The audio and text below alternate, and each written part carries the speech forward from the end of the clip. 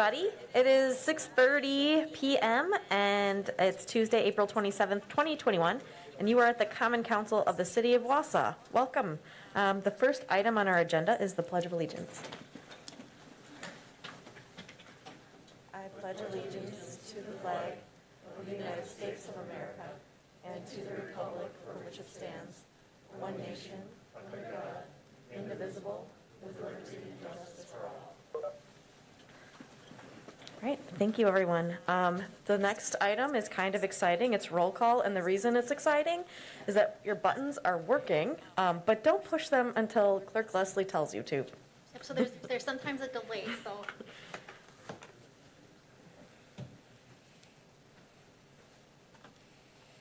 Okay, you can go ahead and record your roll call.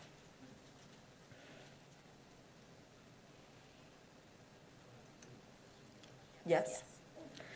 Oh, for the newbies who've been here for over a year but haven't gotten to use the buttons, you press yes. Welcome. Look at that, we're all here. Members are present.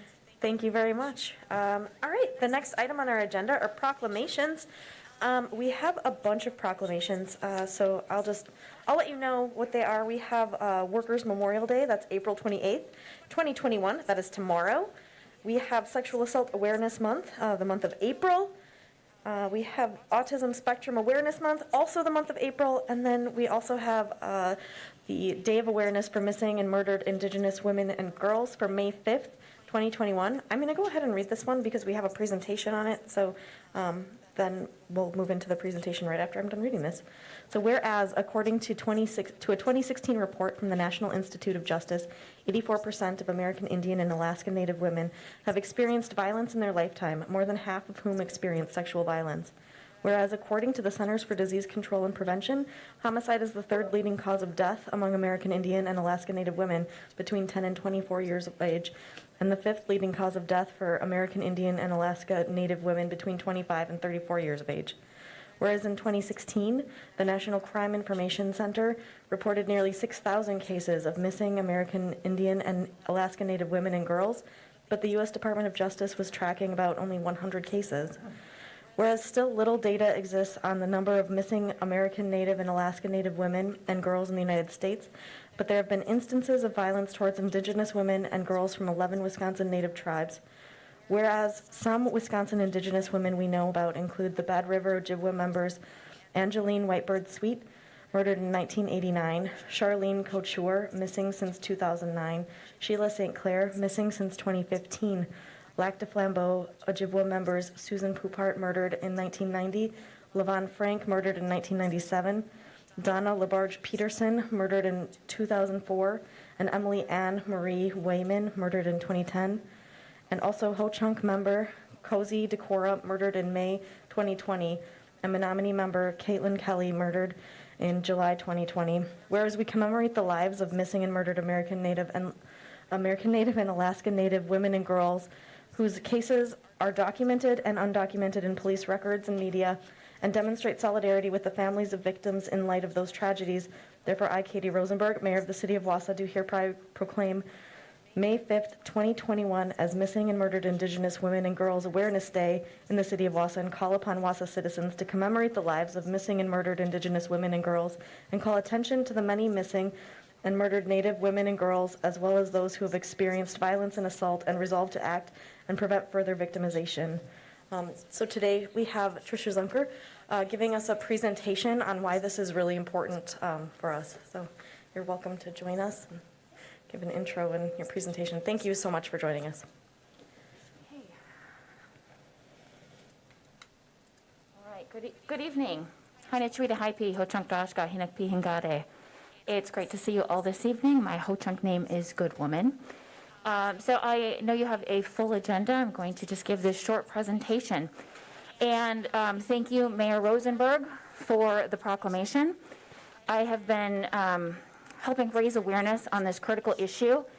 And a few months ago, I gave a presentation at a symposium with one of the Wisconsin Law School journals. And one of the things that I was advocating for is trying to raise awareness locally by reaching out to local elected officials and trying to get this day of awareness. And it dawned on me I need to practice what I preach. And so I reached out to Mayor Rosenberg last month, and to President McElhaney, and they were super supportive, of course, and then Mayor Rosenberg suggested the educational aspect.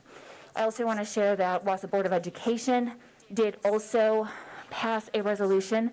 It was my last meeting on the board, regular meeting that is, and that did pass unanimously because there is a critical public education aspect to solving this crisis.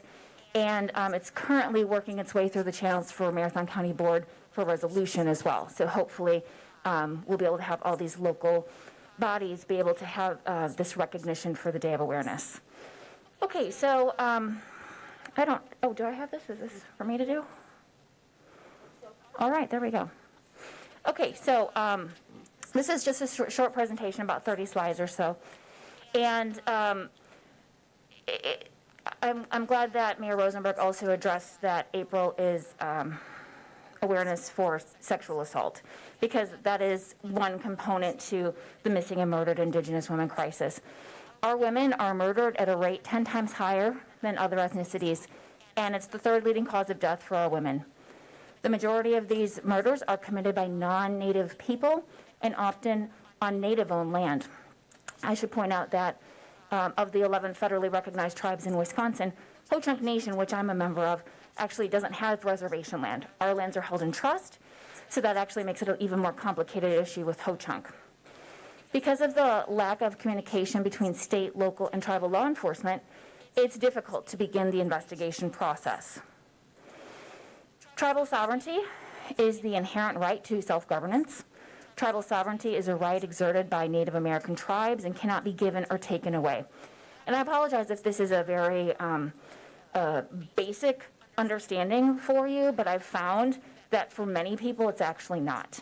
That we actually have to start with some basics, just understanding tribal sovereignty and treaty rights. It is the ability to govern and to protect and enhance the health, safety, and welfare of tribal citizens within tribal territory. Recognition of tribal sovereignty stems from treaties between tribal nations and the federal government and the U.S. Constitution. Now, everybody knows the U.S. Constitution is the supreme law of the land, but treaties actually hold the exact same status. So when we talk about supreme law of the land, treaties are right up there. All right, Public Law 280. Now, this is a complicated area of law that I'm trying to just bring down into a couple of slides because Wisconsin is actually a PL 280 state, and not many states are. Public Law 280 was a transfer of legal authority, meaning jurisdiction, from the federal government to state governments, which significantly changed the division of legal authority among tribal, federal, and state governments. Congress gave 6 states extensive criminal and civil jurisdiction over tribal lands. Within the affected states, these are known as the mandatory states. They include California, Minnesota, Nebraska, Oregon, and Wisconsin. Alaska was included upon its statehood. Now, before Public Law 280 was enacted, the federal government and the tribal courts shared jurisdiction, exclusive of the states, over almost all civil and criminal matters involving Indians on the reservations. With the enactment of Public Law 280, affected states received criminal jurisdiction over reservation Indians. So the bottom line is this took away power from the tribes. So that's why I wanted to go over tribal sovereignty as an initial matter, because you can see this is an erosion on tribal sovereignty. And I don't think I was clear, but I serve on the Ho-Chunk Supreme Court. So I've been on the judiciary since 2013. I was recently reelected to a 3rd term, although we don't see that many criminal matters at our Supreme Court level right now. All right, a little more about PL 280, but what did it do on affected reservations? Well, it eliminated most federal Indian country criminal jurisdiction. It authorized state criminal jurisdiction, resulting in a broader scope than previous federal jurisdiction. It opened state civil courts to suits against Indians. After 1968, authorized retrocession upon states' request and Department of Interior's acceptance. And pursuant to the Tribal Law and Order Act, authorized tribes to request that federal authorities reassume concurrent federal jurisdiction. So, leading Public Law 280 expert Professor Carol Goldberg summarizes PL 280 as such, saying Public Law 280 has itself become the source of lawlessness on reservations. Two different and distinct varieties of lawlessness are discernible. First, jurisdictional vacuums or gaps have been created, often precipitating the use of self-help remedies that border on or erupt into violence. Sometimes these gaps exist because no government has authority. Sometimes they arise because the governments that may have authority in theory have no institutional support or incentive for the exercise of that authority. Professor Goldberg calls this kind of lawlessness the legal vacuum type. Second, where state law enforcement does intervene, gross abuses of authority are not uncommon. In other words, power is uncabined by the law that is supposed to constrain it. And she calls this kind of lawlessness the abuse of authority type. I was very fortunate to study under Professor Goldberg at UCLA in the Tribal Legal Development Program when I was in law school there. So tribal sovereignty and PL 280, most courts and attorneys general have found that under PL 280, the tribes have retained civil jurisdiction over activities within Indian country, as well as criminal jurisdiction over Indians. And as I started this presentation, I pointed out, but it begs repeating, many perpetrators of violence against Indigenous women are non-Native. Okay, so violence against women. 84% of Native women have experienced violence in their lifetime. Experiencing domestic violence and other multiple forms of abuse and oppression affect how we think and feel. It sets the basis for our relationships with family, friends, community, and service providers. It affects our quality of life. It affects physical health and mental health. And depending on who witnesses it, it can perpetuate systems of violence. When this abuse is happening, there could be young children around that are learning this, that think that this is the way that life is. The third leading cause of death among American Indian and Alaska Native women is murder. I do want to point out, though, that we speak a lot about missing and murdered Indigenous women, and there's a lot of different hashtags, MMIW or MMIWG, missing and murdered women and girls. But there's actually a great deal of missing Indigenous men. I just heard about another one today from Lac de Flambeau, who's been missing for some time. In my own tribe, we have a young man who's been missing for quite some time as well. So it's difficult because we want to raise awareness on the violence against women, but also acknowledge the fact that there are missing men too. And there are a lot of contributing factors. I met with Congressman Ron Kind on this issue and some other criminal justice matters about a month and a half ago. And to talk about all the different things at play, it takes a lot of different agencies to figure out how are we going to solve this. So some of the contributing factors are violent men in temporary jobs. One place that we really see this is North Dakota and following the pipeline. Police bias is reported in some instances as well. And I'm not saying that here in central Wisconsin, but I'm saying in the research overall, nationally, this is a contributing factor. Tribal sovereignty being undermined, improper classification of deaths. How many times are there individuals that are homicide victims that are classified as perhaps an overdose or a suicide or an accident when it's truly a homicide? And related to that is failure to identify the victims as Indigenous. So then we don't actually have accurate numbers of how many Native individuals are lost this way. Education system, jurisdictional challenges leading to delays, confusion, and failure to prosecute. That's why I spent a little bit of time on PL 280, because Wisconsin is a PL 280 state, and this is an issue here. Whose job is it? Lack of community support, lack of mental health support, could be lack of role models for individuals and vulnerable victims that find themselves in situations where there are bad choices that are being made, but it's the choice that they know. Historical trauma is something that really needs some more research, and the body of research is developing, but this is a real thing. And historical trauma has been defined as cumulative emotional and psychological wounding from massive group trauma across generations, including lifespan. And the research demonstrates the significant impact of intergenerational historical trauma on Natives, whether we've identified it or not. This trauma must be fully acknowledged and identified within communities. And some response features of historical trauma include depression, survivor guilt, and that's a really difficult one that I don't think enough people talk about. I'm often asked to give presentations on tribal sovereignty, treaty rights, and the Ho-Chunk Nation example. And I go through the horrific removals. And it takes its toll to have to talk about these things from a almost desensitized way, but yet not desensitized. It's very difficult to think about what people went through, but also it's motivating in that it prompts people to take action. But survivor guilt is an important thing to recognize. PTSD symptoms, low self-esteem, self-destructive behaviors, including substance abuse, anger, and many more. Adverse childhood experiences, ACEs.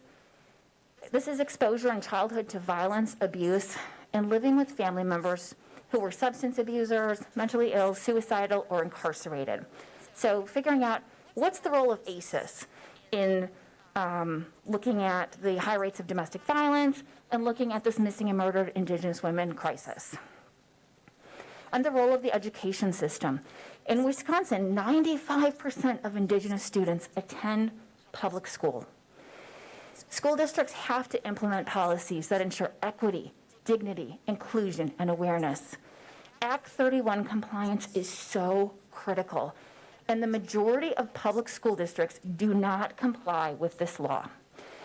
So some of you might remember the treaty issues that arose in the late 80s. I was in 4th grade, and students were very, very mean to me and to my brother in elementary school because of the spearfishing with the Ojibwe north of us. And I'm Ho-Chunk, which is completely different, but sometimes people just don't separate.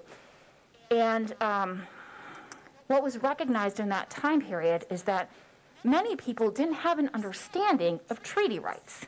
And the fact that the spearfishing rights, these usufructuary rights, emanate from treaties that must be respected and upheld. So a decision was made that Act 31 was going to be this law where students would learn about all 11 federally recognized tribes twice in the elementary school years and once in the secondary years. But it's not happening. And the thought process was, well, if we teach students about these things, there will be more understanding, more awareness. We won't have this cross-cultural conflict.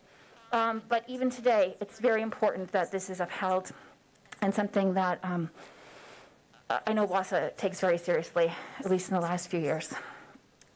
Other things, policies to avoid dehumanizing Indigenous people. Something else that I've worked on statewide has been retirement of mascots and nicknames that are dehumanizing. If you think, just not too far away from us, we have a school district that has a nickname Indians. And I question, are there people in the stands cheering, "Beat the Indians"? It's not okay. Okay, that's dehumanizing language. And language that dehumanizes can lead to violence. So even if you think it's not true, things can enter into one's psyche, and it's time to just avoid any practices that allow for this dehumanization. We also need to teach accurately about human trafficking, making sure school districts have a strong human growth and development curriculum. And then, of course, policies that promote and teach healthy relationships. Earlier, we talked about how perhaps there are children, vulnerable individuals, who are in these households and see bad things. And maybe the only place that they learn about something healthy is at school. Remember, 95% of Indigenous students in Wisconsin go to public school. So, and these are things, too, that benefit all students, but there's an important role of the education system. So I went through Act 31, and I don't need to go through these for you, but because the compliance with Act 31 is lacking, we are not empowering our Native students because school districts don't fulfill requirements to teach about Native American history, sovereignty, and culture of all Wisconsin tribes. One problem is sometimes Native Americans are lumped together, and the law says all 11 federally recognized tribes. Different. right? Teaching about Menominee, teaching about Stockbridge-Munsee, teaching about Lac du Flambeau, et cetera, not just lumping us together and saying Native American. The result can lead to a feeling of invisibility as opposed to empowerment. And lack of compliance leads to a misunderstanding of the existence of Indigenous people in today's society. I have here a recent harvester example. This was actually from last summer. Maybe some of you heard about it. There were some Ojibwe spearfishers exercising their usufructuary rights. It was about 11:30 p.m. at night, and they were shot at up north. I think it was Oneida County. And the individual tried to claim they were shooting at a squirrel at 11:30 at night. It became a whole case up there, and there was discussion about whether or not it would be charged as a hate crime. I don't think ultimately it was. But really, it goes back to this same misunderstanding that was occurring in the late 80s and well before then. So invisibility is a modern form of racism. And I was just talking about this yesterday because there was a commentator for one of the major news channels who had a comment. It's made all the airwaves about how there was nothing here before the settlers, well, Native Americans, but then some terrible things were said about how there's really no contribution. And I thought, we're either considered stereotypical or just totally invisible. And invisibility, this author, journalist wrote this really well, so I will just share this. Invisibility is the modern form of racism against Native people. We are taught that racism occurs when a group of people is seen as different, as other. We are not taught that racism occurs when a group of people is not seen at all. Yet the research shows that the lack of exposure to realistic, contemporary, and humanizing portrayals of Native people creates a deep and stubborn unconscious bias in the non-Native mind. Rooted in this unconscious bias is the idea that Native people are not real or even human. The cruel irony is that Native people survived removal, forced assimilation, and attempted genocide only to be told that we didn't, only to live in a country that pretends we no longer exist. So Act 31 and accountability, what can we do? Be vocal, contact your local school district administration, contact your local school board, ask them, how are the requirements of Act 31 fully met here? Support candidates who embrace diversity and will be accountable regarding Act 31 and encourage others to do as well. Violence Against Women Act. I'm just going to summarize this briefly because I know you're got quite the agenda. But the good news is that it was recently reauthorized in the House, and I think it's awaiting a vote in the Senate, if I'm not mistaken. But what's really important about that, it was pending for years because of this new provision in the Violence Against Women Act. And it was, in 2019, it would have closed the boyfriend loophole even further by extending tribal jurisdiction to include perpetrators of sexual violence and stalking. And there were other protections for Native women as well. So sometimes it depends on who I give this presentation to, but one thing I think is important is also to support Indigenous leaders. Sometimes when I'm speaking to other Native groups, I stress the importance of training our elected officials because sometimes that training isn't there. Last year, it was interesting because there were 3 Ho-Chunk women running for different seats, 1 down in Kansas and 2 in Wisconsin. And I made kind of a joke somewhere. I said, yeah, I swear, we don't have some school where we're training our young girls to be leaders. And I thought, why don't we? So I think it is important to consider how we can help and have more Native voices. Representation matters, and sometimes until you have a seat at the table, things won't happen. We can help fund those efforts. We can support Indigenous grassroots community organizers. Not all leaders have titles. They're not all elected, but they're still leaders. A good friend of mine, Paul Demain, is up in Sawyer County, and he's very, very busy with his community organizing. Don't need to be elected to be a leader.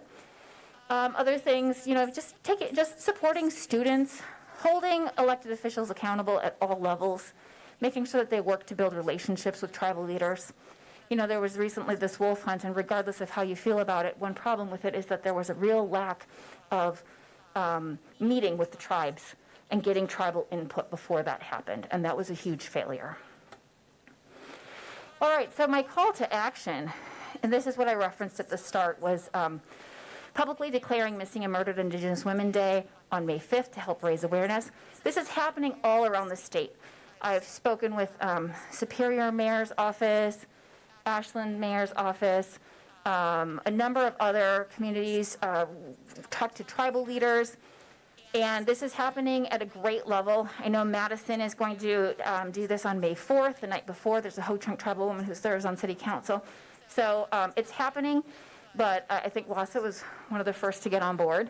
So thank you for that again. Other things that we can do, working with local Indigenous communities to hold awareness and community healing events, lobbying for a national missing and murdered Indigenous women database, as well as reforms that will address the prevalence of violence against Native women, contacting local school boards, making sure Act 31 compliance occurs, and other policies that will promote equity, dignity, and inclusion, supporting families with missing loved ones in their searches and other needs. Some of these searches have been going on for years, absolutely just for years. And, there's a Ho-Chunk man that he's been gone now about 8 years. His daughter was born while he's been gone, and every so often, money's pulled together to get another billboard up, just in case people might see him or know something from that disappearance. Speaking up against violence against Indigenous people in your community, and of course, voting. So May 5th, that's the National Day of Awareness, and I'm really grateful that Wausau is doing this. Things that we should not do, though, just don't force victims to speak out before they're ready, and don't re-victimize victims and their families. For instance, restorative justice practices may not be appropriate for sexual assault and domestic violence. Healing is different for every person and every community. I have some helplines there for anybody that might need them. I'm not sure if you can see that, but you never know who's listening and who might benefit from those phone numbers. Of course, in Wausau, too, we have the Y, we have the women's community, but these are some national numbers that could be helpful to anybody. And things that we should also do is just to empower our youth. Empowering our youth can help break cycles of violence. And this is planting seeds of opportunity. This is something that I work on in my own tribe, kind of a little bit outside of what the typical justice on a Supreme Court would do. But that's okay, we have that flexibility. And one thing that I've done is initiated a youth law day in my tribe where Native youth they come on a Saturday, they listen to oral argument, they meet with the justices. They see that there's an opportunity. I never knew that growing up, okay? Luckily, I had friends, and when they were filling out college applications, they told me I should, and they said, oh, you should apply to Madison, you'll get in. And luckily, it all worked out. But I think about that now and what I do today and how there could be other youth like that and how they need to see these opportunities and try to make good choices. And when we talk about good choices, I should rephrase that. We have to change the narrative. It's not about making good choices. It's about having good choices to make. And then last thing I'll just say is we were talking about domestic violence. We talked about horrific acts of violence that can result in murder, in the death of Indigenous people. But violence does take many forms. And all of you here do such important work, and it's something to consider. This just amazing quote, but I must remind you that starving a child is violence, suppressing a culture is violence, neglecting school children is violence, punishing a mother and her family is violence, discrimination against a working man is violence. As Coretta Scott King said, ghetto housing is violence. I'm just quoting her there. Ignoring medical need is violence. Contempt for poverty is violence. And so we must demand justice for those who cannot. Be proactive with our youth. Remember, our history includes perseverance and resilience. We're still here. And that's my direct email. If you have any questions, comments, or concerns, I'm happy to take them now. I don't want to take too much of your time, but some of you might have my email already. If you don't, it's pretty simple. Just trisha.zunker@gmail.com. And again, I want to say, Pinagigi, thank you for your time, for your kind attention. Awareness is key, and it's a starting point in solving this crisis. Thank you very much for that presentation. I don't know if anybody has any question or comments, but definitely thank you.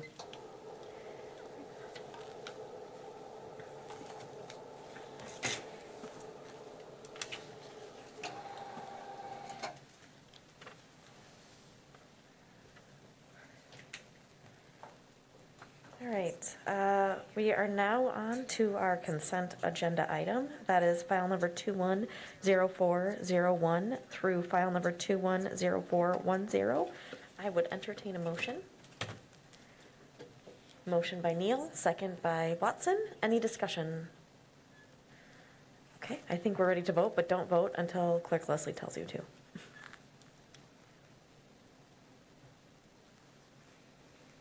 You may begin voting.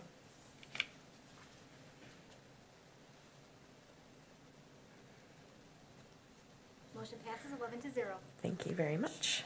All right, we are now on to file number 210403. These are mayor's appointments. In your packet, you can see reappointments to the Board of Review, Nan Giese, Monty Raskin, and Carmen Siegel. I would entertain a motion. Motion by Herbst, second by Larson. Any discussion? I'm not seeing any.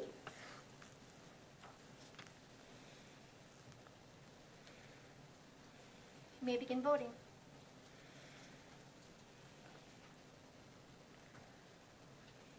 Motion passes 11-0. Thank you very much. All right, we are now on to file number 210411. It's an ordinance from SISM creating temporary ordinance section 12.44.070, installation of parklets. I would entertain a motion. Motion by Neal, second by Rasmussen. Is there any discussion? Oh, yes. Thank you, Mr. Madam Killian. Chair. Yep.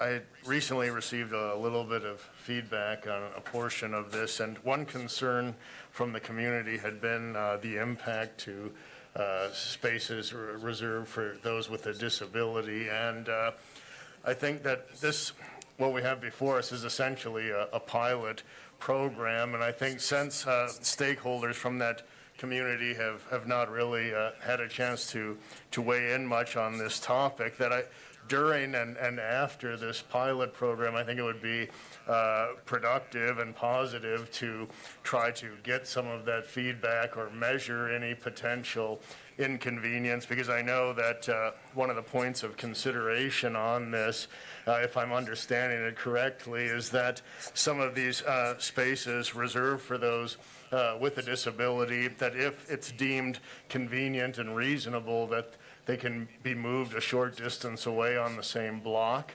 So that sounds reasonable to me, but I think on the convenience side of that, it would just be important, since we really haven't had a participation process with that stakeholder group, that we're careful to measure any potential inconvenience on that front, so that if some does occur, we have that feedback and measurement, and after the pilot program, if we need to make adjustments in the future based on that, then we have the ability to do so. Thank you. Thank you very much. Alder Rasmussen. Thank you. That is one of the things that we do want to talk about in SISM when we take stock of our effort after the season. I think this is something that we can roll out as a trial to help our business community through and recover from the pandemic. And like I said, it is a one-year trial, but that is definitely something that we want to take stock of. Because after the season, I would expect probably November or December, we will have that on the agenda in SISM to analyze how it went and if any tweaks are necessary, assuming that we would want to make such a thing permanent. It's important to recognize that under this provision, these things do not exist year-round. They would be removed at the end of the summer season and fall season so that snow can be removed and things, so they're not going to be there forever. But hopefully we will have a successful summer trying them, because they are working in other cities. So thank you. Thank you. Alder Ryan. Oh, thank you, Mayor. Tom, I just wanted to let you know, as part of SISM, I did bring up that issue, and that over the years, I have noticed that a number of seniors do go to a certain restaurant on 3rd Street, and that are looking for places to be able to park right outside. So as part of our discussion in SISM, we did recommend that we do not allow more than 2 restaurants to use one block. Otherwise, I thought it would be affecting, and SISM as a whole thought that would be affecting how much parking would be limited for those that want to park close by. So that was brought up. Just wanted to let you know. Thank you. Thank you. Alder Rasmussen. Thank you. Just a point of clarification on that.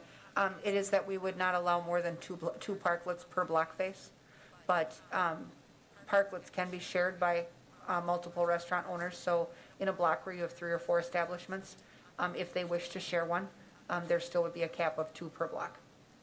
Thank you. Alder Larson. Thank you, Madam Chair. And I'm on the CISM committee also, and I believe that there will be no handicap spots affected by this. Is that correct? There will not be any.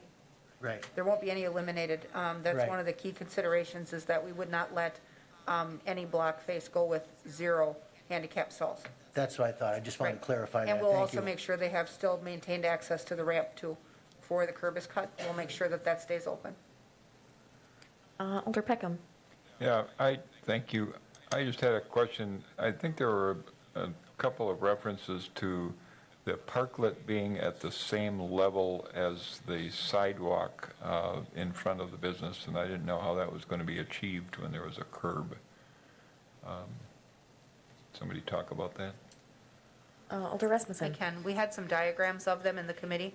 We also have Tyler Vogt here, who owns Townie's Grill. He's actually erecting the first one. It's leveled at the front end so that it's flush with the curb. So it's got leveling mechanism on it so that it can be, so it's not a step up or a step down. I don't know if you want him to outline it, but he's got met with some suppliers about some materials to make that stand out and make it function well. Sounds good. I don't need any further. Okay. Okay, thank you. Any further discussion on this, or? Okay, Leslie, I think we are ready for you to tell us what to do. You may begin voting.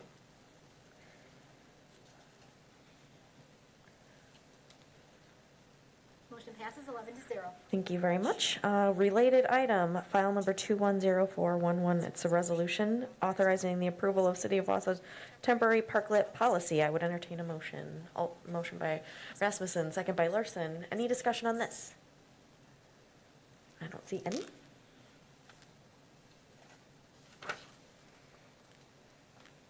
You may begin voting.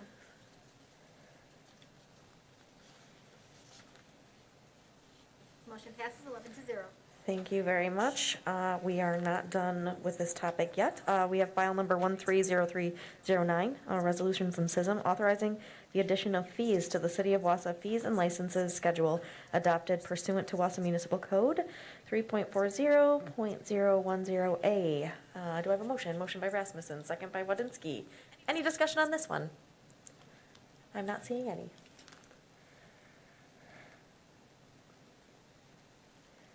You may begin voting.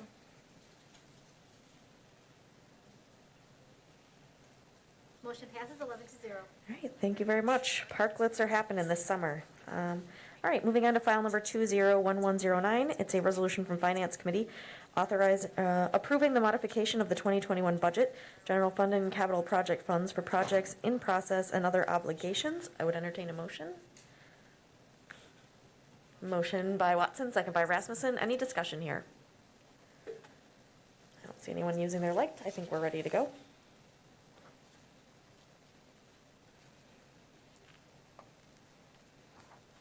You may begin voting. Motion passes 11-0. Thank you very much. All right, we are moving on to file number 201109. I think maybe that one, is that related? It's the same file number? Yes. Okay, perfect. It is, we are right on. It's a resolution from the Finance Committee approving budget modification for environmental testing at Riverside Park. I would entertain a motion. Motion by Killian, second by Herbst. Any discussion? Not seeing any. I think we're ready to vote on that one. You may begin voting. Motion passes 11-0. I kind of wish you could all hear what the clicking sounds like. It's exciting. I really like this voting. Okay, so now here we are at file number 210414. It's a resolution from Public Health and Safety designating the month of May 2021 as No Mow May and suspending enforcement of the Wausau Municipal Code 6.48.010, mowing required, and 6.48.040, penalty from May 1, 2021 through May 31, 2021. I do see that we have our friend Dr. Del Toro, who is a biologist who's been kind of championing this if we have any questions. But I guess first maybe I'd entertain a motion. Motion by Neal, second by Martins, thirded by Peckham. Yes, Alder Rasmussen. Thank you. I was the lone no vote on this in committee. I have, and at committee, I did say that if I had heard a resounding change of heart from within my district, I may change my vote at council tonight. That has not happened. There's still a fair amount of pushback in District 7. 2 residents in the entire district have supported this, at least vocally. Many more have not, and so I will be voting against this tonight. Most of the pushback that I've heard is based on the fact that during the month of May, most people begin to put out flowering plants and plant gardens, and that the city of Wausau is certainly bordered by a number of natural areas whereby pollinators can certainly thrive. So there is at least a desire in my area that people would adhere to those rules and continue to keep up those lots, because with early spring, there is certainly concern about weeds. Obviously, when dandelions go to seed, they don't stay just in one yard, they go to everyone else's yard. And there's a lot of concern about that situation affecting adjacent properties. So I will be voting no tonight. Thank you. Alder Peckham. Yeah, thank you, Mayor. Yeah, I think there are a lot of reasons to support this. I think the clauses, the way it was fashioned by the committee is good, in that it's a one-year deal. We're not locking ourselves into this forever. If it doesn't work out or whatever, it's only for 1 year. And it can't be the scofflaws can't hide behind it and say the reason I didn't mow my yard is because I'm participating in No Mow May.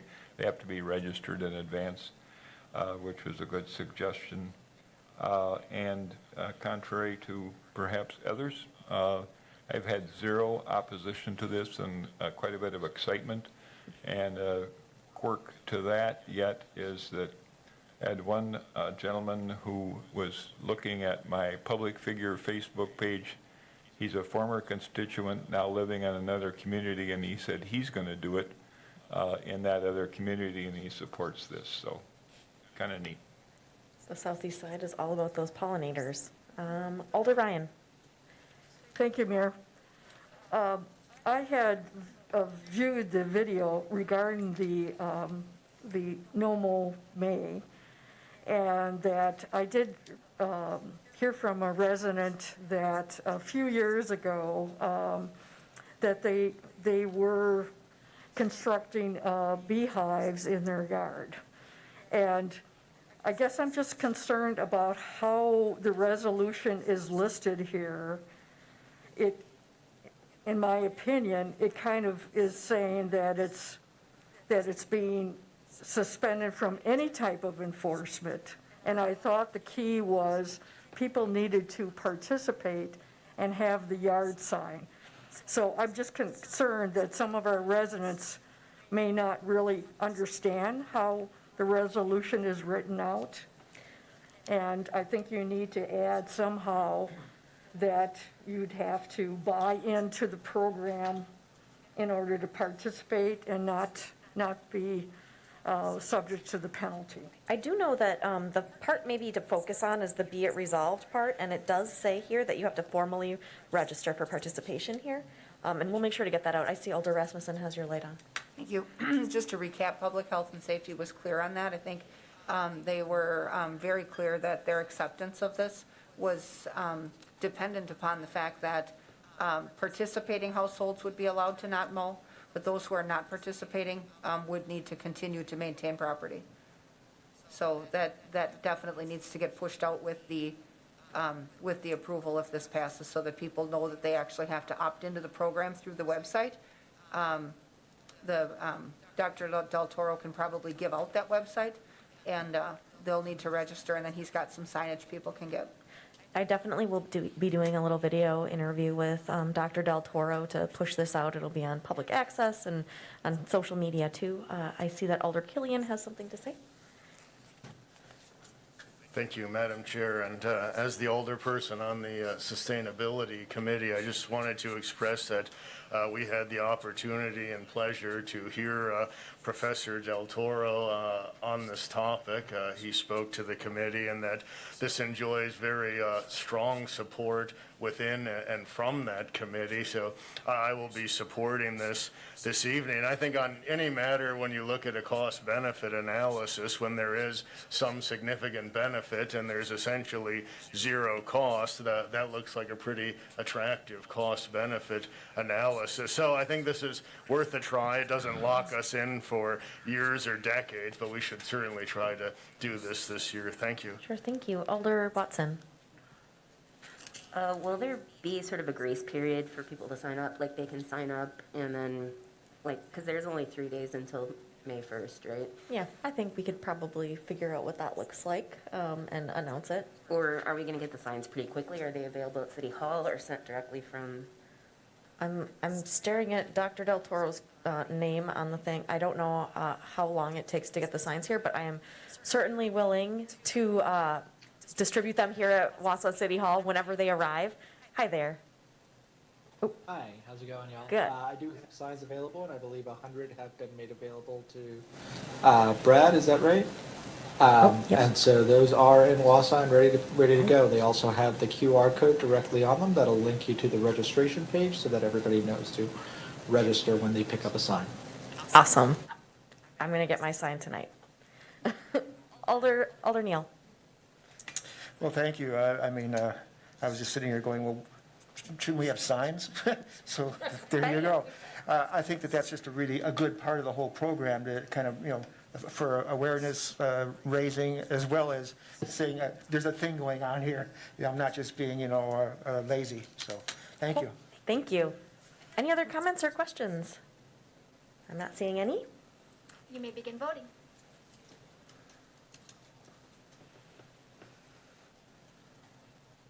Motion passes 9-2. Thank you very much. All right, we are now on, thank you very much, Dr. Del Toro, for joining us. I'll be in touch later. All right, we are moving on now to the part where we suspend the rules. 6B filing and 12A referral of resolutions. This does require a 2/3 vote. I would entertain a motion.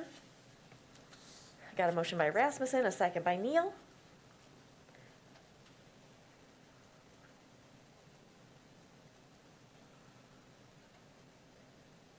You may begin voting.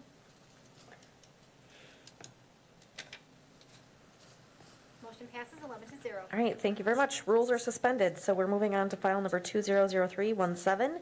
That is a resolution approving the rules relating to meetings of governmental bodies. Maybe before I accept a motion, I would just toss this over to City Attorney to maybe just briefly brief us on this. Why do I pull my mask down? Okay, anyway, I can still It's talk. exciting. Yay. Recall recently that you did not renew the amendment to the original council rule that allowed you, or that required you to appear in person, and we, during the pandemic, allowed you to appear virtually or remotely, and then we didn't renew that amendment. So the council rules, as many of us have talked about in rules review and other venues, certainly applies to the council as a body when it's conducting its business, but what, if any, rules apply to their standing committees or governmental bodies you've created beyond that is sort of open to interpretation. So I think it was the day after we did that at the last council meeting, I got a call from a department head and said, I'm putting together an agenda. Do we have to appear in person? Are we still going to invite citizens to be able to monitor the meetings by a dial-in option? What do I put on the agenda? And I started thinking about that, and I thought, well, that's a great question. I don't see it in my packet, but I think I sent it to all the council members. We used to have about 46 committees, commissions, and boards, and about 3 years ago, we cleaned that up. And even with the addition of about 5 by our current mayor, we're at 30. Sorry. No, that's great. We're at 30 today. And they've all been created by the council, so I don't think that's my decision to make, to tell various people who ask me, no, you need to be here in person, or you tell this committee this or that. So I'm putting it up to you folks, whether you want to require those that don't contain any citizen members to appear in person, or if you want to allow them all but your own council and your 7 standing committees to continue to appear remotely. Do you want to name certain committees that you want to appear in person? I don't know if you want to do it by class or by name or how you want to do that, but we need to make some decisions. So if you want to change anything I proposed under the huge be it resolved paragraph, I've added that all standing committees, 7 of them, which are all of you elected alders, will be present in person. City employees wishing to attend meetings but whose personal appearance is either not required or requested by the chair may continue to appear by virtue of remote technology, with the exception of the Board of Public Works, which is made up of Mary Ann and Eric and me, and we're always here in person, so there's no citizen members on that board. So I set number 3 up to say that all other committees, commissions, and boards can continue to meet virtually, but based on the advice from the AG's office, you still have to have a physical location. So the chair would have to be present, presumably here in the chambers, to call the meeting to order. Anybody having a closed session, you need to be here in person. I think that's just best practice, but again, you can decide whether you want to allow people to appear remotely and participate in closed sessions that way. And to give people a little feed time, I thought after tonight's meeting, if you do approve this or approve some rules, they won't apply until May 3rd, or you can set a different date when they begin to apply so that people have enough time to plan as they're getting agendas out every day moving forward. So before we start talking, I would love to entertain a motion.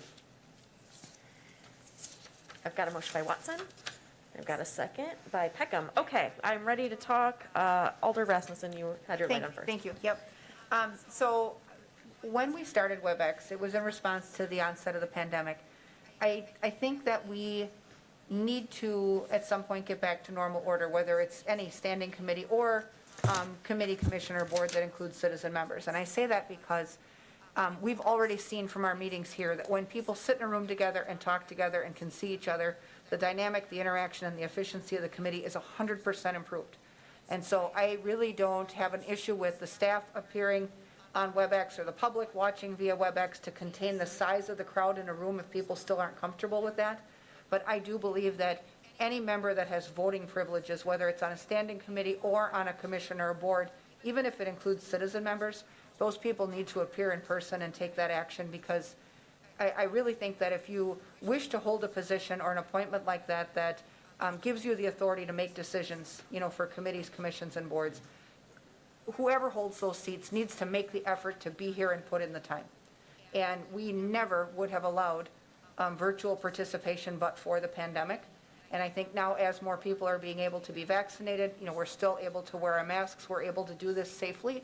I think we need to get back to where if you hold a position that makes decisions and votes, you need to show up and vote. And so I would like to see us structure this such that all standing committees and all committees, commissions, and boards, even if they contain citizen members, all require an in-person appearance. Okay, thank you. are you making a motion to amend number Correct. 3 I then? am. Okay. All right, so we have an amendment motion. Would anybody like to second that? Okay, Alder McElhaney. All right, we are now discussing the amendment. So if you'd like to discuss the amendment, I would like to call on you. Alder Neal, the amendment. Thank you. Well, I guess what I was going to say, fits into the amendment discussion as well as the original discussion. Obviously, participation is paramount. I mean, we have to make sure that the governing body is able to work together. We found over the past year that this remote capability, although it might not have been comfortable or wonderful for everybody, it still enabled us to continue to do the work. And I keep thinking now, what about some other, illness or injury that might preclude somebody from making it to council chambers. Anybody can fall down the stairs, anybody can come down with, some sickness or whatnot. And to require them to somehow find their way down here, just so they can, so that they can participate, I think is a bit of overdoing, reaching, for that ideal mix of everybody being in the same room. It's just too easily imaginable to me that somebody is going to have to miss out on chances to participate, to vote, because they're unable to be here for very acceptable reasons. That's why I would like to propose my own amendment to this, to allow for a remote participation in the event of illness or injury that would prevent anybody from attending in person. Is this a separate amendment or an amendment to the amendment? Well, it's kind of moot to the amendment that's on the floor, and Okay, maybe I have to come so- back and do it afterwards, because Yeah, let's, I'll introduce it after Okay. this discussion All right. and vote. yeah, so we're gonna put that in the parking lot for one moment. Alder Watson, I had you next. We're talking about the amendment to have everybody, no matter citizen or elected, to, okay. And I think this sort of goes to the amendment and the original too. If we continue with the Cisco Webex, do we pay an extra subscription, or is this something like we could discontinue altogether and save some cash as a way to, citizens can still watch us on public access, right? So I guess I would say more than just this body uses WebEx at this point. The city kind of uses it for normal meetings now too, so I don't know that we would save money on that. I see you reaching for your microphone, city attorney. Citizens can dial in to listen or monitor our meetings. They don't necessarily get WebEx invitations to appear, by video. So what we'd consider is the members of the committee, commissions, and boards would get the WebEx invitation, and because we need to see that they're present. So they need to have their camera on, we need to see that they're there, that they're present, so we can maintain a quorum. The rest of the public who aren't members of the committees, commissions, and boards would that's a separate item, would be continued to be given a dial-in option, simply because we're still under an emergency health order and we have social distancing in our chambers. And so we're not trying to pack the chambers by making all the citizens who want to listen to us now come in. So they would continue to be able to simply dial in and listen, but we either continue the WebEx option for the members of these committees, or if they're all coming in person, then we wouldn't need WebEx until we get to the next amendment, proposed amendment, possibly. And I have no idea what the cost is, Sarah. I can't answer your original question. I know, so this question did come up, Alder McElhaney, President McElhaney has asked, and it usually comes down to staff time monitoring the WebEx. Right now, obviously, Clerk Leslie is doing everything, so we actually aren't spending any money on any extra overtime for IT. So, Alder McElhaney, you were next. Thank you. I agree with Alder Rasmussen, and I guess we've been in this a year, and that is my fear that we did this. How many years has council been here? And it's worked all along. People got sick, they get excused. People get hurt, they get excused. My residents, have not embraced WebEx. There's enough glitches in meetings that I've been in, that I had to write an email, and you all know, about shenanigans that were happening on WebEx that residents were calling me about. I just think we need to be in person, and I agree with Alder Rasmussen. If you raise your hand, you want to be on a board, commission, or whatever, you got to be in person. I guess I could be somewhat better and say, okay, we could do it only if they're voting that goes straight to council. And that was during our discussions of all this, as this has gone on between the mayor and city attorney and I. said, well, there are two, plan commission goes straight to council, and so does transit that I know of. I don't know, there might be others, but those then I think should be in person. I think it's just regular order. And you know, I don't want this pandemic changing any more of our government's regular order. We do better when we're together. You know, there's just too many questions with WebEx. We do have other people that have, on committees that have to be here, IT people that have to be here late to monitor it. I just think that, I agree, I would rather have none, but I would say anything going to a stand, or going directly to council, that you're voting and bringing stuff directly to council should be in person. I don't know how many other, and you said 30 committees? You know, are we getting pushback about this? Because I don't understand what the issue is. I can give you just a little bit. I haven't talked to, obviously, all the members of all these commissions and bodies and boards. I did talk to someone who is married to a healthcare worker, and they were a tiny bit concerned about this, you know, trying to keep it down, but would definitely participate in any way he needs to. So. Peckham, Alder Peckham, you are next. So just a reminder, we're talking about the amendment to the resolution. Thank you, Mayor. Yeah, when I first started considering this, I was headed down the same road as the author of our amendment here. And I was thinking, you know, let's just have everybody show up. And I do think that's okay for elected officials, but there may be citizen members out there who are still leery of gathering inside with others outside their bubble, et cetera. I think it's a little bit premature to force that issue. And so for my nickel, we'd stick with the resolution as it's written. Thank you. Alder Ryan? Thank you, Mayor. I guess from having attended meetings for over 8 years now, that there has been times when Mayor Milkey could hardly walk and was having problems with his knees. We had another alderperson that broke his back but was in traction and looked like a turtle, I mean, for supporting his back in that, and made it to the different meetings.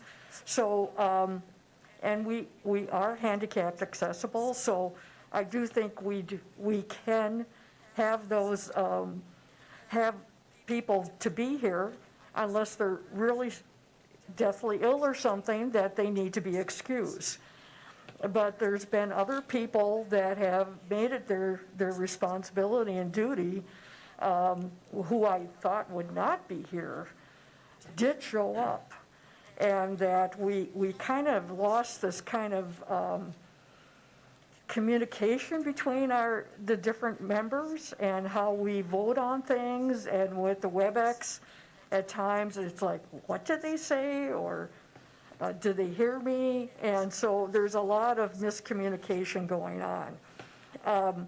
Mayor, I'm not sure this is an issue for the present amendment, but my concern is as well, even though I'm not a member of the Water Commission, or I might want to speak up about planning, or say on the police task force, sometimes the Water Commission has changed dates and times to different days, and that I do have an intense interest about certain things that the Water Commission is doing. So it's not saying that I want to be there for the whole agenda, but there's certain items on the agenda. And as the way the WebEx has worked, alder members were not invited unless they were part of that commission. And so I don't know if this is another issue that we need to deal with separately, but I do think that even if we're a non-voting alder, wanting to give information or insight into some of the discussion for the commission, which may have citizen members as well, do we have to be attending that meeting? And it seemed that some meetings have been jumping around that I was beginning to want, I don't know when they meet regularly, and then I find out about it, and I'm hoping to join by WebEx, but I don't have an invitation, so I'm not allowed. Okay, thank you. Alder Rasmussen? Thank you. I think that I'll weigh in, I guess, with what at least my residents have said. I've actually had people tell me that we've been using Webex for too long. And, while it was a convenient tool to keep us safe when there were a lot of, lacking vaccines, treatments, and answers with COVID-19, we are getting to a point where we kind of have a handle on that. And, our ability to keep ourselves and keep others safe is better than it's been in the last year. And I'm glad that Alder Ryan brought up the situation of a former alder who did suffer a fall and broke his back and managed to make meetings in spite of that. We've had people treat for very serious health conditions. They've still made it to meetings because, this is a job. We have a job to do. And even if you're a citizen sitting on a, committee or commission, they have a job to do. And that's work. And so I don't want us to get to a situation where we preserve WebEx attendance and we have people that may occupy a seat or be appointed to a seat and you'll never see that person because it's easier to sit home and log in, or it's easier to log in from your car or wherever. And at the end of the day, all of those committees, commissions, and boards exist because they're important. They have work to do that makes a difference, that matters to people. And there's times that the public comes to our meetings and they want to see us here and talk to us here. They don't want to watch us on a little tiny screen and figure out which square is talking now. And so I hope that we will pass this amendment. And I think anyone, like I said before, that has asked to occupy a seat that makes decisions, show up and do the work.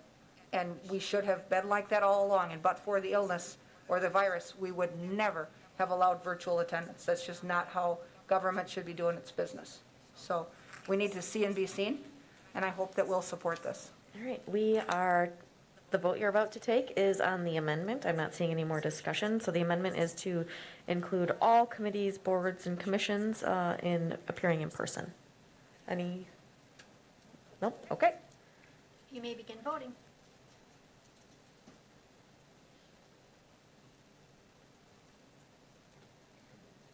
Motion passes 7-4. All right, so we have the resolution as amended. I see Alder Neal, yes? Okay, thank you, Mayor. Yes, as I alluded to earlier, I'd like to offer an amendment to that motion, or to that vote, to include, though, the option, when it is needed, to enable somebody to attend remotely if, anything short of heroic efforts, to get here is the only possible way. I think it's a little over the top to me to say, well, you got a broken back. Yeah, well, you get your back down here because we got work to do. You're an elected official. Or you're very ill and you're bedridden, but you just got to suck it up and come on down.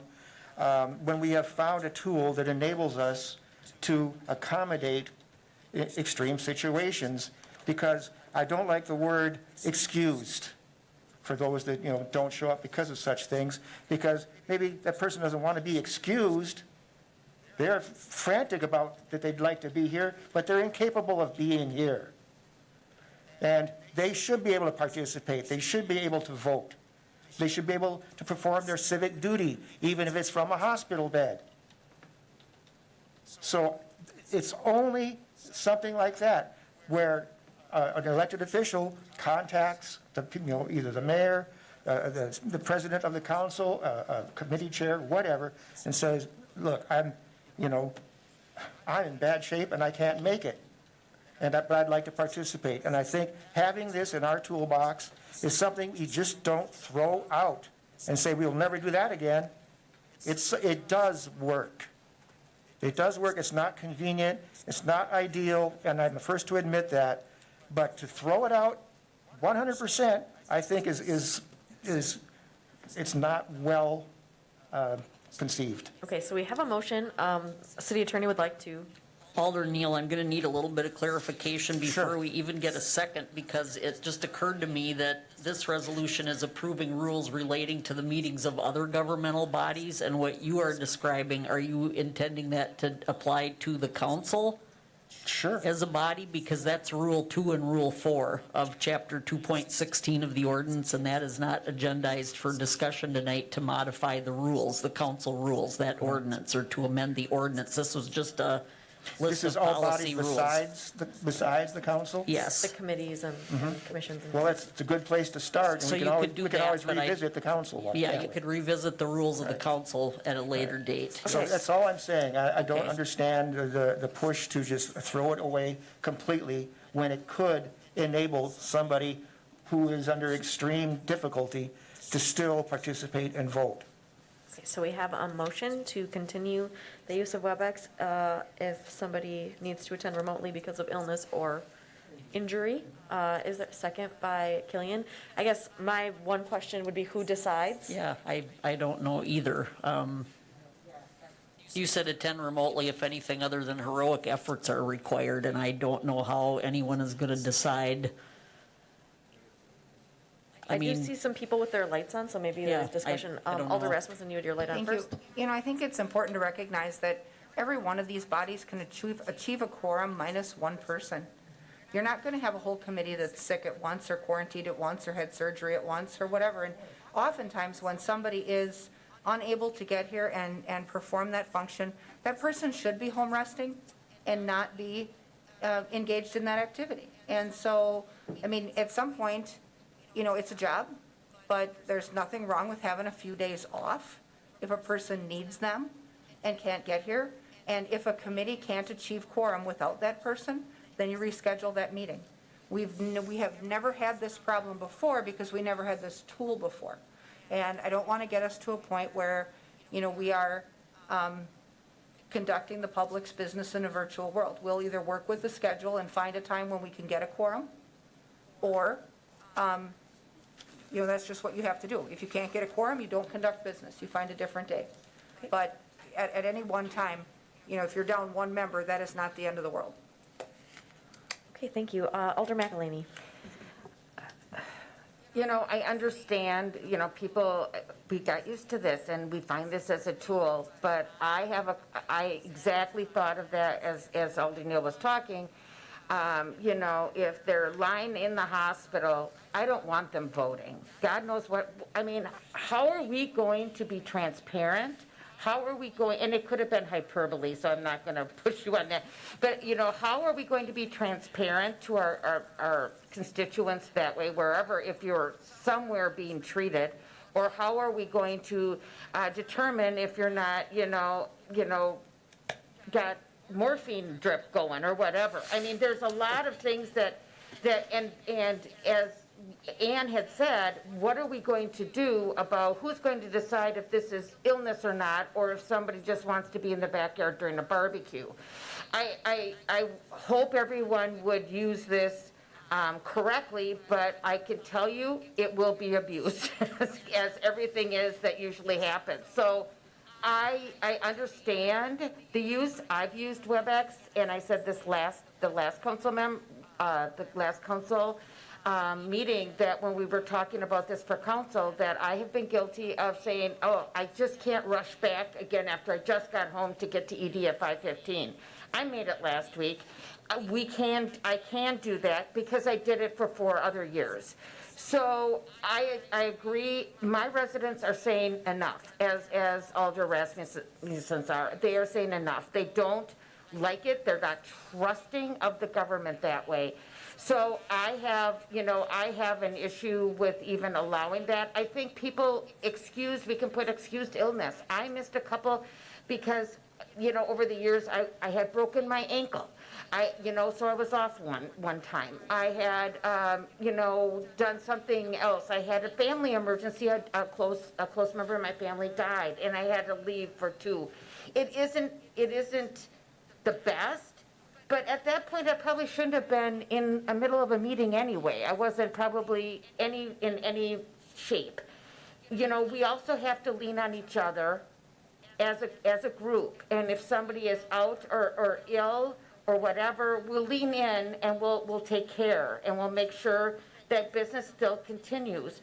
But I just worry about, you know, an open-ended something that medical or whatever, and how do we determine, and how do we, as the city attorney, I've talked many times, how do we show transparency? Because that is our number one issue with our government, is to show that transparent way of doing business, and WebEx just isn't as transparent as being here. We don't know who's on whose phone. We don't know, and again, I'm not accusing anybody of doing this, but I'll tell you the residents do, because I've heard those comments. Oh, they're talking to so-and-so, they're talking, and any perception of shenanigans is reality, and that's why I want to bring that down, and that is why I wanted to get rid of WebEx. So I am not going to be supporting, having a medical or a surgical or whatever caveat in this. I think I'm going to just follow the amendment, and however the vote goes, it goes. Thanks. Thank you. Alder Peckham. Yeah, thank you, Mayor. I think Alder Neal's proposed amendment the meeting is proposing here has merit, and I think all you'd need to do is have a provision in there that if the person does feel unable to attend, that they would just provide notice that they can't be there physically and are going to need to use WebEx. I can't believe that it's going to be abused, or people are going to say their leg is broken and sit there by the barbecue or something. So I think it's fine. Thank you. Alder Neal. Thank you again, Mayor. I don't want to, beat this into the ground, but, the question of, as long as we have a quorum, everything's hunky-dory, I just can't go there because, again, it's about participation. And it's either trying to facilitate participation, without demanding attendance at all costs, or you just not being able to participate because of this rule. We have the tool, we know it works. I'm not going to, cave to some, people that think that, shenanigans are happening, for crying out loud. Give me a break. Working remotely have become the norm, and it's going to stay that way after pandemic. And I know that for a fact, just from family. This is just about having the tool that can allow somebody to be here when they can't be here and participate and not have to give up their vote, not have to give up their input and participation and discussion. That's what this is all about. We talk about working better together when we're all here. Well, yeah, that's true. But let's not ostracize somebody because they're not physically able to be here. This is not something that's going to happen all the time. I hope nobody here gets sick or injured to the point where they can't make it. But I'm not going to say that'll never happen, and I'm not going to say if it happens, so sorry, you can't participate. I find that overreaching and unnecessary, and we have to be more reasonable about, exigent circumstances and how to accommodate our committee members and our fellow council colleagues. So this is a little thing. It's not going to be abused, and I just don't think it should be thrown completely out for some idealistic purpose. Think realistically in terms of how often this might happen and trying to ensure that our people can still participate in our committees and commissions and whatnot. So there you go. It's not a big deal, but I think it's kind of silly to act like it's a horrible idea. Thank you. Alder Rasmussen. Okay, let's be real a little bit. Running WebEx with voting capabilities requires a different level of staff attention and activity than running WebEx for observation only. That was one of the things we talked about, is you have to have somebody up, you have to conduct voice votes. Every time you have somebody on WebEx, you have to conduct voice votes. So you have to have somebody that's not only starting and ending the WebEx for people to just dial in and watch, you have to have somebody sit there that's proficient in WebEx and run that to make sure that you're getting the votes from the people that are on it. And so that, at least when we talked about it 2 meetings ago, was portrayed as a drain on staff resources. So, and then, how long ahead do you have to give this notice? So, do you decide at 2 o'clock in the afternoon that you can't be at the meeting at 5 o'clock? And then who do you tell? Do you tell the chair? And what if they don't get your message? Meeting invitations have to be set out for WebEx. You don't just log on to Webex and start. And so that takes some advanced planning if you're going to offer Webex that way. And so I don't know, I wouldn't want to be the council president having to take all those calls and make darn sure that she got them all before the meeting is ready to begin. I mean, it's hard enough sometimes to keep track of people who you know are going to be absent when you know about it a day ahead of time, let alone something that comes up midday. And so I just think the logistics of something like that, where you're able to just call in and call out, it's just, why did we never need this before? Somebody needs to explain to me why for the last 14 years, this has not been a problem. Oh, yes, city attorney. I'm sorry, I'm going to add one more thing. Remember also that not every meeting and not every agenda item on every meeting really lends itself well in terms of transparency to appearing and meeting remotely. So let's say somebody falls and breaks their leg and they're taken to the ER and they're like, darn it, I wanted to be there for council tonight. Well, you know, life happens. And now we've got somebody from Plan Commission or a developer or something here, and we've got multiple exhibits and maps, and they're doing a presentation, and we can't communicate any of that to the absent member that's now going to be trying to participate in the discussion and vote on that item. So I want to be really careful about just delineating that, you know, somebody's going to call in and say, I want to be excused, but I want to still participate remotely, because there may or may not be items on that agenda that really lend themselves well to their full participation. And then I think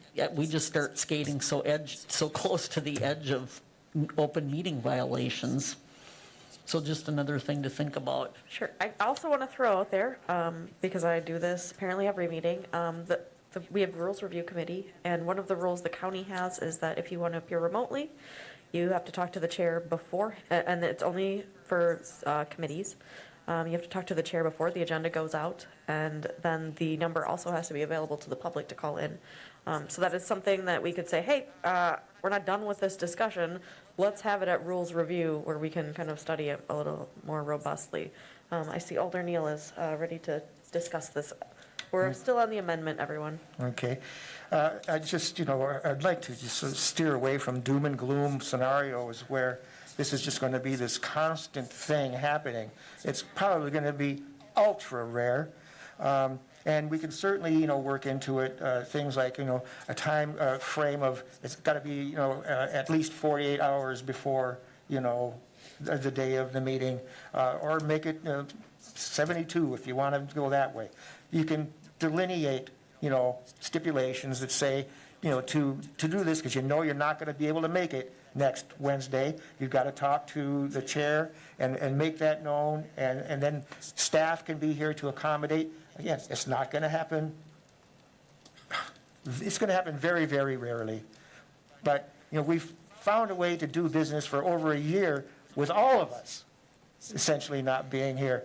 Now, if we can't find a way to do it, if one of us can't be here, I think it's kind of like, that's just an abuse on that person to say, nah, forget about it. You just stay home, and so you're not in this game. I don't see the need for it.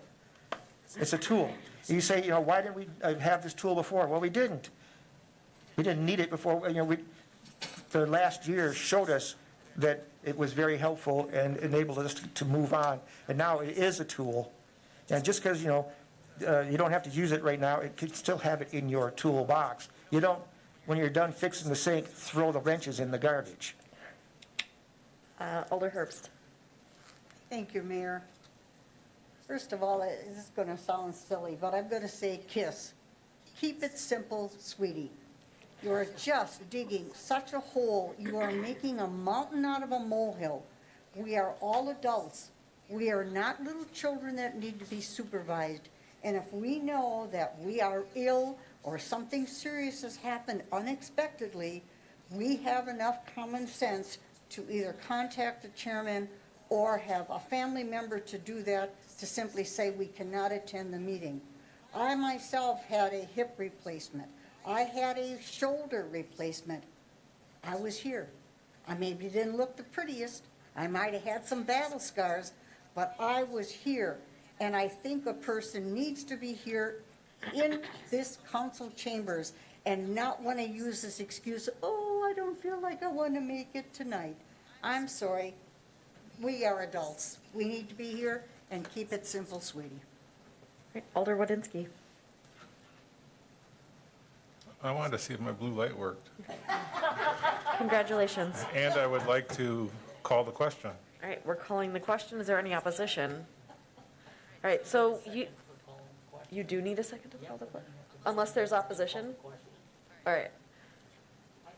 We have a second. And now we're voting on calling the question? Even if there's no opposition to calling the question? Is there opposition to calling the question? All right, then we're not going to vote. Okay. So what you're voting on is, I was going to call it the heroic amendment, to include the option to attend remotely if you are unable to attend in person, and you contact the chair of the meeting. Due to illness or Due to illness injury. or injury, but upon 48 or 72 hours notice, Tom, or, That works for me. okay, I mean, it's your motion, but it kind of takes away the Make it emergent 72 so nature of it. everybody All right, feels 72 better about hours it. notice of the heroic amendment. Okay. All right, are we ready to vote? It looks like it. You may begin voting.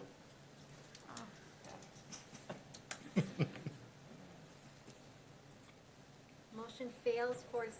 All right, so here we are. We are at the resolution again as amended, but only the first time that if you are appointed or elected to any body in service to the City of Wausau government, you will attend in person. Any more discussion on this item?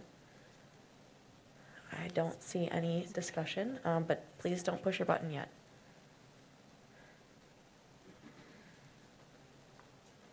You may begin voting.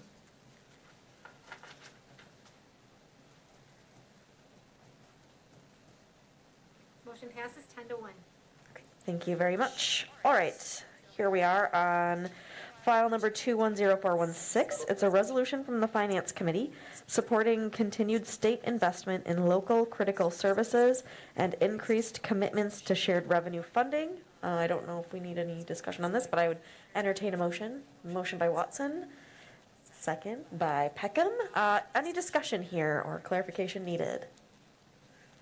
We want the money. All right, I think we're ready to vote. You may begin voting.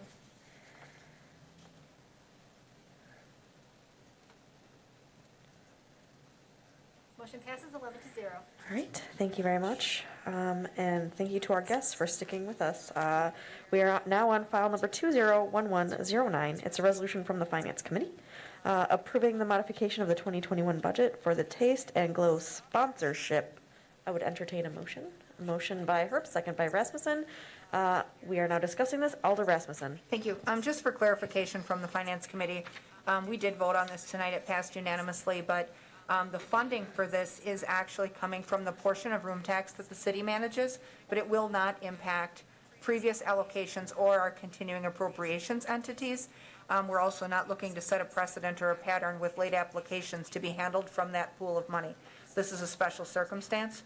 This event was revived after it was canceled by Wausau Area Events. It was able to find a home just outside the city limits, but they are also seeking some support, which they would have applied for from the Room Tax Commission had that window been open. And so future requests like this will still go back to the Room Tax Commission. In fact, we're considering holding a second room tax grant award period a little earlier than what we would normally, in case there are some late applicants. But this is a one-time deal. Okay, any further discussion? Yes, Alder Killian. Thank you, Madam Chair, and perhaps the source of funds somewhat explains this, but this is an event that is held technically and literally outside of Wausau. Is that correct? This year it will be. They had an alternate location. They had to partner with Trailmate Snowmobile Club in Stettin. Historically, it's been at the municipal airport. The Room Tax Commission has revised its screening criteria to allow them to allocate money to events that are outside the city limits proper. And so there's not a violation there if we were to choose to award these funds this time.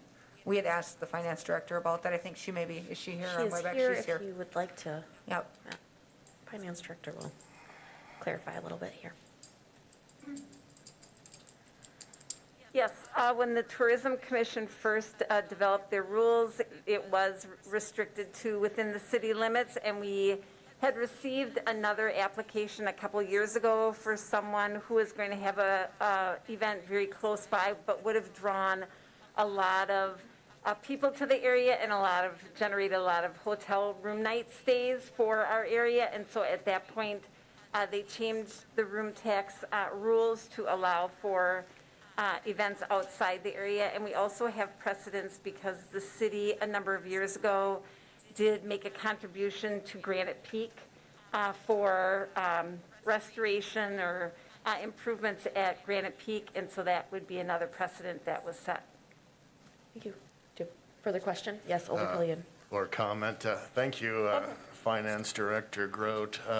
Yeah, so in terms of technicalities, that sounds perfectly acceptable. However, as close as this may be to city limits, I'm not real fond on the notion of sending local monies outside of the city. So I think this is a really positive event that I support emotionally, but as a representative in Wausau, probably won't support it financially. So just given the location of the event and the money, I'll be voting against this. Thank you. Alder Rasmussen. Thank you. One thing that was pointed out in the Finance Committee is that based on the fact that all of the EMS, law enforcement resources, et cetera, that are needed to manage the event, that normally go into facilitating the event at the municipal airport, we will not incur any of those expenses this year. So we're saving a ton of money on EMS standby, police time. We have Metro Ride running the shuttle, they're not doing that this year. So all of the logistics that the city previously provided in kind, that isn't happening. So we're actually probably saving at least this much or maybe even more by not conducting it at the airport this one year. Thank you. Alder Ryan. Thank you, Mayor. The other point Lisa forgot is that the Department of Public Works, which would be putting up the different fencing and all, handling the trash and all that, would be, again, thousands of dollars that we're not having to spend on that as well. So we're very fortunate that they seem to have a whole team of volunteers that are stepping up and saving the city money. Thank you. Thank you. Alder Herbst. And Alter Tom, I just want to let you know that one of the great things are there's going to be a lot of, oh my gosh, the words escape me, nonprofits there.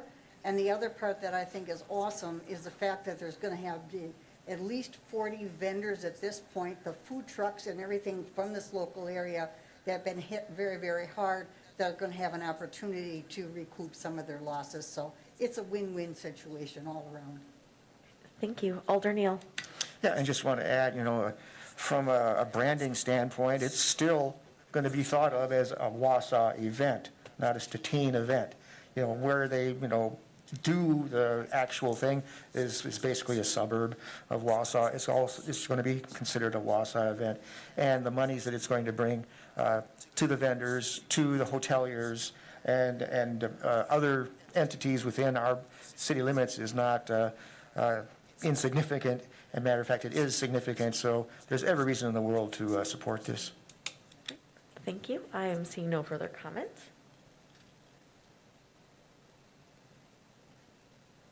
You may begin voting. Motion passes 10-1. Thank you very much. We are on our last item, which is public comment and suggestions. I have neither, but I am going to use this moment to give a shout out to Rick Molnetsky, who is retiring next week after 37 years. He's not here. He didn't know I was going to do this, but I just want to publicly acknowledge his tenure to the city. So thank you very much.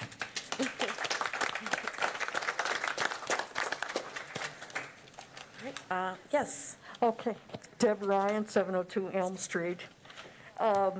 I'm part of the Transit Commission, and we've been dealing with more input and from different bus riders. And it seems at this point, I am recommending, and I hope the council will consider an our upcoming city council meeting to look at a subcommittee for transit that would have all the bus riders as an advisory committee. I do think at this point, we need to be looking at major improvements and getting that insight from more than one bus rider that's on our transit committee right now is important in dealing with issues. The other thing I wanted to point out is that I believe on Thursday, there's a planning committee meeting where a number of public hearings will be taking place. And two of them, number 7 and 8, involve lockery of the Elm Street projects. One is on the north side, one is on the south side. And I'm hoping that we can get the word out about citizens coming to the meeting. On the original plans for lockery, when they were tearing down some of the plaza property that was not the tower, I was under the impression that the entrance and exit would all be on 17th Avenue. And according to their drawings and that, it appears it's all going to be on Elm Street. And that entrance is less than a half a block from a stoplight. And I just think that we could end up having hundreds more cars coming through from 14th to 17th Avenue and causing some major traffic issues. So I'm hoping others that are interested will come to that meeting. But thank you and good night. Thank you. All right, we have a last. Move to adjourn. All right, we have a motion to adjourn. Any second? I got a second by Watson. We're adjourned. Thank you very much, everyone. We made it.